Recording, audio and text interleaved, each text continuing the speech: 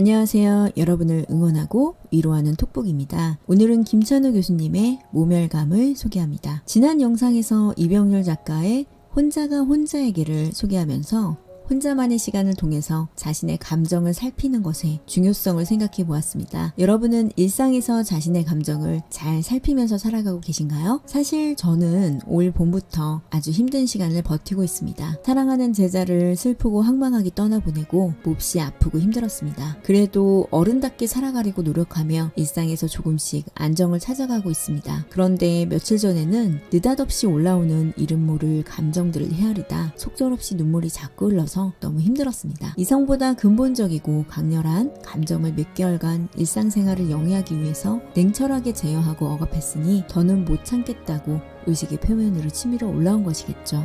니체는 인간은 행동을 약속할 수는 있으나 감정을 약속할 수는 없다라고 말했다는데요. 정말 변덕스럽고 알다가도 모르겠는 이 감정을 헤아리는 일은 참 어려운 일입니다. 프로이트는 생각이 엔진이라면 감정은 가솔린이다 라고 말했습니다. 생각하는 힘의 원료인 감정이 우리 삶에 굉장히 중요한 요소라는 것인데요. 감정은 위장도 잘하고 의식의 수면 아래로 숨기도 잘해서 정신분석학적으로도 설계도만 겨우 파악했을 뿐입니다. 그러니 감정을 이해하고 헤아리는 일이 어려운 것은 당연한 일이겠죠. 그런데도 그런 노력을 멈추지 말아야 하는 이유를 이 책의 저자는 칼 융의 말을 빌려 설명합니다. 정신분석학의 대가인 칼 융은 의식되지 않는 무의식은 곧 운명이 된다 라고 말했습니다. 저자는 자각되지 않는 감정도 마찬가지라고 말합니다. 감정이 우리의 마음을 휩싸고 흔드는데 그것을 직시하여 객관화하지 않으면 계속 붙잡혀 살 수밖에 없다는 것이죠. 그런데 우리는 관계 안에서 존재하고 사회 시스템의 영향을 받을 수밖에 없기 때문에 감정을 객관적으로 이해하면서 우리를 둘러싼 환경도 이해해야 합니다. 그렇게 우리를 괴롭히는 부정적인 감정들이 유발되는 원인을 심층적으로 이해할 필요가 있습니다. 모든 질병이 그렇듯 원인을 알아야 치유를 할 수 있으니까요. 부정적인 감정이 우리의 마음을 잠식해서 얻은 마음의 병도 원인이 있는데 살피는 것이 우선이겠죠. 그렇다면 우리는 왜 감정을 억압할 수밖에 없을까요? 우리 사회에는 왜 모멸이 만연한 걸까요? 저자는 그 이유를 첫 번째로 우리는 산업화 민주화를 압축적으로 경험했다는 것을 꼽습니다. 한국은 헐벗고 굶주리는 절대 빈곤을 기적적으로 벗어났고 선거를 통한 정권 교체가 가능한 시스템을 일으킴과 동시에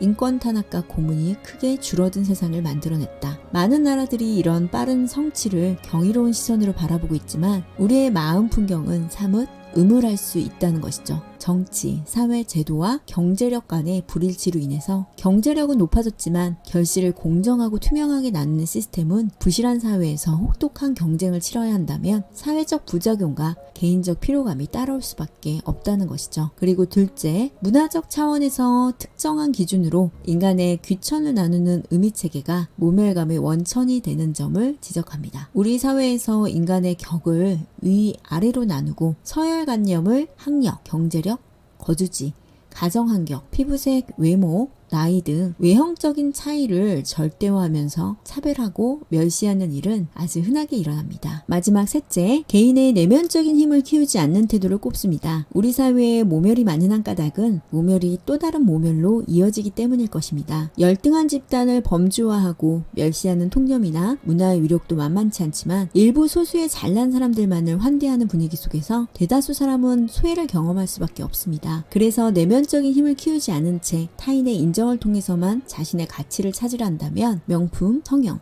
고급스러운 취미까지 품위 위주 비용은 날로 늘어날 수밖에 없습니다. 소페나원은 다른 사람들의 머리는 진정한 행복이 자리 잡기에는 너무 초라한 곳이다 라고 말한 바 있습니다. 타인의 인정을 통해서만 자신의 가치를 찾으려면 자신의 품위를 잃기 쉬울 뿐만 아니라 자존감도 낮아질 수 있다고 말합니다. 그리고 저자는 품위는 단단한 기품이고 자신이 유일무이한 존재로서 자신을 자각하며 스스로 채워진 마음을 돌볼 줄 아는 태도로 만들어진다고 말합니다. 내면이 풍부한 사람은 구차하게 자기를 증명하려 애쓰지 않고 묵묵하게 자기의 길을 걸어가면 그뿐이라는 것이죠. 그렇다면 모멸감에서 벗어나려면 어떻게 해야 할까요? 이 책의 저자가 제시한 해결책을 정리하자면 우선 우리는 어떤 감정에 익숙한가, 마음의 움직임을 차분하게 성찰해 볼 필요가 있습니다. 우리는 때때로 불공정하고 억울한 대우를 받습니다. 근거 없는 이유로 엉뚱한 악감정을 쏟아내는 사람들을 만나기도 합니다. 이런 경우 억울함과 모욕감을 느끼면서 분노로 맞서거나 잔뜩 겁을 먹고 움츠러들 수 있습니다. 하지만 우리는 그 상황을 객관화하여 어떻게 반응할지를 선택할 수도 있습니다. 물론 어려운 일입니다. 하지만 자극에 반사적으로 반응하듯 격양된 태도를 보인다면 상대와 똑같은 사람이 될 수 있다는 것을 기억해야 합니다. 저는 이런 경우 비폭력 대화법을 시도합니다. 상황을 있는 그대로 관찰하고 상대의 욕구를 헤아려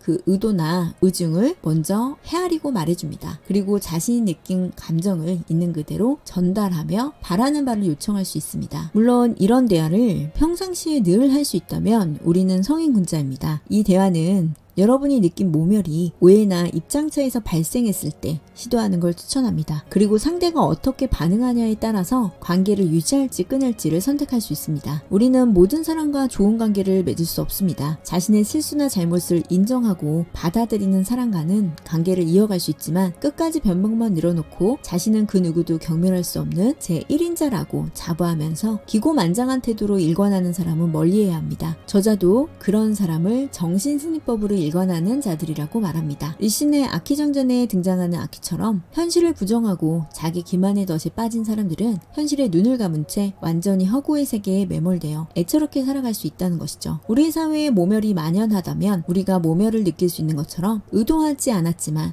누군가에게 모멸을 느끼도록 할 수도 있다는 것을 생각해야 합니다. 그래서 자신의 잘못을 인정하고 반성하는 태도도 필요하다는 것이죠. 그리고 저자는 모든 것이 마음에만 달렸다는 유심론으로 치우치는 것을 경계해야 한다고 말합니다. 부당하고 억울하게 모욕을 당하는 사람에게 당신의 내면이 허약해서 정신력이 약해서 힘든 것이라고 함부로 단정지어서는 안 된다는 것이죠. 저도 이 부분에 크게 공감합니다. 한때 베스트셀러였던 책이 있었는데요. 아들러의 개인 심리학의 개념을 통해 많은 사람이 환경이나 상황을 탓하면서 스스로가 용기가 부족했다는 것을 인정하지 않고 있다고 지적한 책입니다. 과거가 아닌 현재에 주목하고 상처나 트라우마도 개인의 의지로 극복할 수 있다는 관점은 어떤 면에서는 납득이 되지만 관계나 환경에서 유발되는 상처까지도 개인에게 책임지운다는 점에서 문제의 소지가 있습니다. 더군다나 미움받을 용기에서는 철학자가 청년의 가능성과 잠재력을 믿도록 따뜻하게 이끌어주지만 현실에서 그런 대화를 나눠줄 어른들은 우리 사회에 많이 존재하지 않습니다. 아니 거의 없습니다. 그래서 심리적 문제를 개인의 성향을 탓하기보다는 개인이 처한 환경과 관계를 객관적으로 분석하고 개인의 탓이 아닐 수도 있다는 부분에 위로와 공감을 전해야 합니다. 모멸감이 만연한 사회에서는 누구나 존엄성을 잃고 부정당하고 격화될 수 있습니다. 이것은 살아갈 힘을 잃게 만듭니다. 이 책에서 모멸은 적나라하게 가해지는 공격적인 언행에 가깝고 경멸 또는 멸시는 은연중에 무시하고 깔보는 태도에 가깝다고 말합니다. 그런데 모멸감은 누군가가 나를 직접 모욕하지 않았다 해도 느낄 수 있으며 어떤 상황 자체가 모멸감을 불러일으킬 수도 있습니다. 그래서 우리는 일상에서 의식적, 무의식적으로 크고 작은 모멸감을 불러일으키며 살아가고 있지 않은지를 살펴야 합니다. 우리는 모두 분리된 객체로 각기 다른 상황과 시간 속에서 성장했습니다. 현재 아주 비슷한 환경에 노출되어 있어도 그 사람으로 살아보지 않은 이상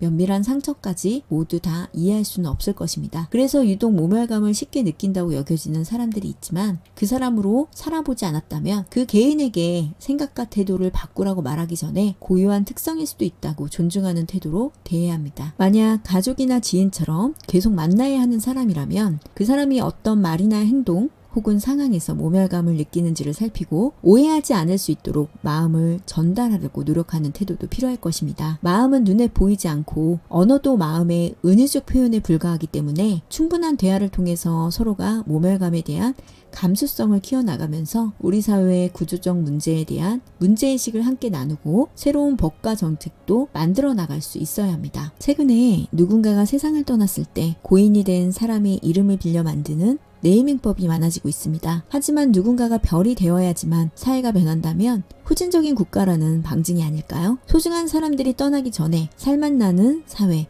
따뜻한 세상으로 변모하는 길을 더 많은 사람의 노력으로 찾아갈 수 있기를 바랍니다. 그를 위해 자신과 타인의 감정을 돌보고 헤아리고 부정적인 정서의 이유와 원인을 알아차리는 감수성이 필요하지 않을까요? 그런 감수성을 우리가 함께 키워갈 수 있었으면 좋겠습니다. 여러분을 응원하고 위로하는 톡톡이었습니다. 구독과 좋아요는 사랑입니다. 다음에 또 만나요.